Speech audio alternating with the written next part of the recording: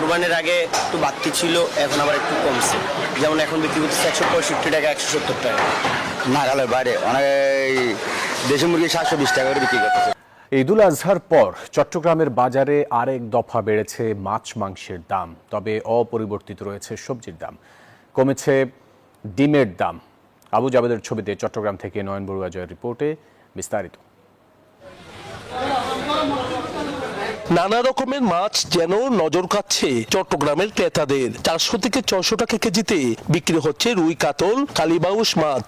1000 টাকায়ও মিলছে না 1 কেজি গলদা চিংড়ি। তবে ইচ্ছে থাকলেও সামর্থ্য হচ্ছে না অনেক ক্রেতার, তাই মাছের বাজারে ঘুরপাক খাচ্ছে ক্রেতারা। বিগত সপ্তাহের চেয়ে এই সপ্তাহে কিন্তু একটু বেশি সবকিছুতে। সাধারণ মানুষের তো নাগালের বাইরে, আসলে শুধু আমাদের কথা চিন্তা করতে হবে না, মাছ পিপল সবার কথা চিন্তা করতে হবে। দাম বেশির কারণ হিসেবে মাছ বিক্রেতারা দেখাচ্ছে নানা অজুহাত।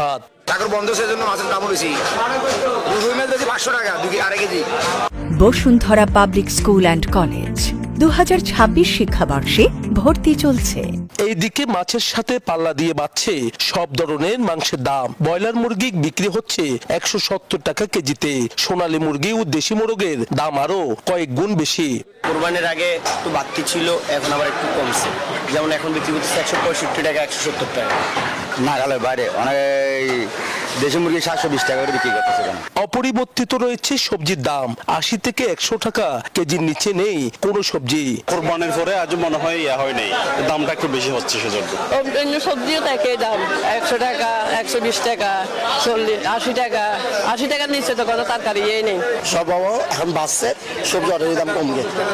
50 টাকা সবজি নেন, 60 টাকা, 80 টাকা, 90 টাকা এর মধ্যে আছে। তবে কমেছে ডিমের দাম। 130 টাকা ডজনে বিক্রি হচ্ছে ডিম।